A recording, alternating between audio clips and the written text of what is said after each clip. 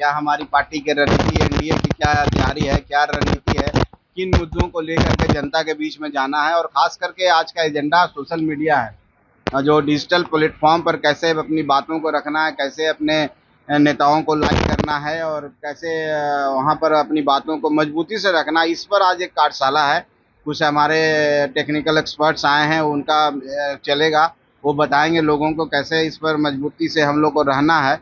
तो मुख्यतः बाकी और बातें होंगी, संगठन की बातें होंगी, संगठन में कैसे सुधार किया जाए, कैसे किन मुद्दों को लेके जाया जाए, उनसे भी पूछेंगे, हम लोग भी अपनी बात को बताएंगे। तो एक तरह से कंप्लीट एक 2-3-4 घंटे का एक इंट्रोडक्टरी सेशन होगा और हम लोग एक दूसरे से बात करेंगे और उसके बाद हम लोग विधानसभा में भी जाएंगे, जिला स्तर पर भी जाएंगे और फिर एक आप मीटिंग चुनाव से पहले हम लोग इनका बुलाएंगे। कुछ फॉर्मेट हमने तैयार किया है, फिर जो मॉनिटरिंग फीडबैक होता है कैसे आएगा, वो सब बातों पर आज चर्चा होगी।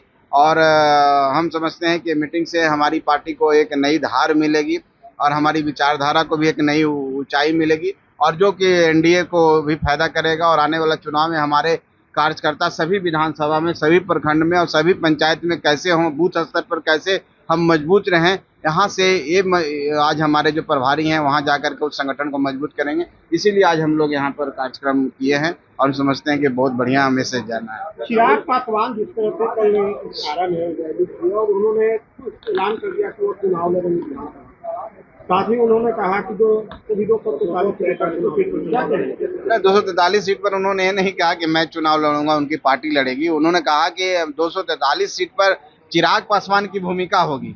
कहने का मतलब उन्होंने कहा कि 243 सीट पर चिराग पासवान लड़ेंगे, तो 243 सीट पर चिराग पासवान लड़ेंगे मतलब है कि वो 243 सीट पर काम करेंगे, एनडीए को जिताने का काम करेंगे।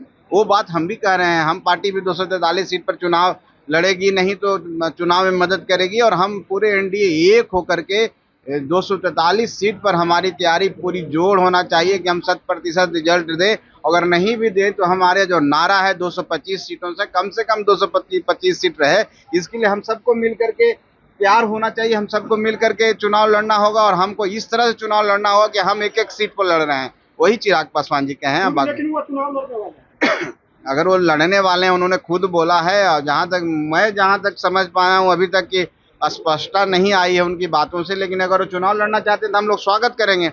ये उनकी मर्जी है, उनके पार्टी का विषय है, उनके कार्यकर्ताओं का विषय है। अगर उनके कार्यकर्ता, उनकी पार्टी है, स्वयं चाहते हैं कि हम बिहार विधानसभा का चुनाव लड़ें और वहाँ का से रिजाइन करें तो स्वागत है और हम उनको शुभकामना देते हैं। वो आए, बिहार में चुनाव लड़ें और बिहार की जनता का सेवा जिस रूप में करना चाहते हैं, एनडीए को मजबूत जिस रूप में रह के करना चाहते हैं, हम उसमें स्वागत करेंगे। राहुल गांधी प्रधानमंत्री को लेकर के टिप्पणी करते हैं,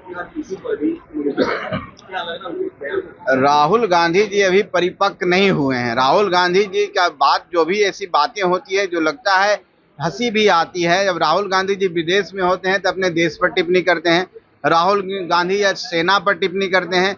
आपने जिस तरह से देखा था कि माननीय प्रधानमंत्री जी ने आतंकियों पर जो वार किया था, वो उस पर भी वो टिप्पणी कर रहे हैं। अब हमारा देश का जो मनोबल है, हमारे सैन्य ताकत का जो मनोबल है, हमारे सिपाही जो सरहद पर लड़ते हैं उनका मनोबल गिराने में काम कर रहे हैं और किस तरह की अभद्र टिप्पणी कर रहे हैं उस पर मैं टिप्पणी नहीं कर सकता हूं। तो राहुल गांधी देश विरोधी नारों के लिए जाने जाते हैं, राहुल गांधी देश विरोधी कार्यों के लिए जाने जाते हैं। इतिहास कभी माफ नहीं करेगा। कांग्रेस का जो हर्ष हो गया है ऐसे नेताओं के कारण हो गया है। हम समझते हैं राहुल गांधी जब तक रहेंगे कांग्रेस और नीचे जाएगा, जीरो पर आ जाएगा। इसलिए राहुल गांधी जी की बातों को हम ज्यादा तवज्जो नहीं देते। बिहार में भी मैंने कहा ना कि उनकी बात इस तरह का है। देखिए, अगर इस तरह की बात वो करते हैं, इसका मतलब पहले वो मान लिए कि हम यहाँ से चुनाव हार गए। अब चुनाव हारा हुआ व्यक्ति जो मन से हार गया, वो लड़ाई में कितना खड़ा रहेगा आप समझ लीजिए।